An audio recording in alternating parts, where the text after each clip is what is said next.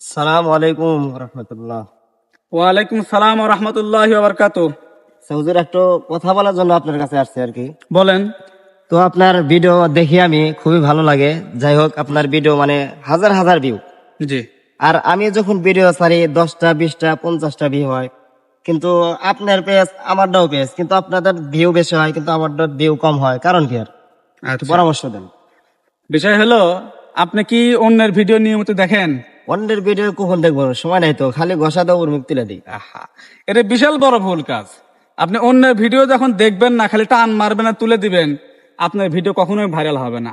নিয়ম হচ্ছে, আপনি ভিডিও ছাড়ার আগে 10-15 মিনিট বা আধা ঘন্টা অন্য ভিডিও দেখবেন, ভিডিও ছাড়ার পরেও দেখবেন, এবং ভিডিও দেখলে সম্পূর্ণ ভিডিও দেখতে হবে। যার ভিডিও সামনে আসবে, খারাপ হোক ভালো হোক, সম্পূর্ণ ভিডিও দেখে ওই ভিডিও রিলেটিভ সুন্দর গঠনমূলক কমেন্ট করতে হবে, হ্যাঁ, এবং লাইক করতে হবে।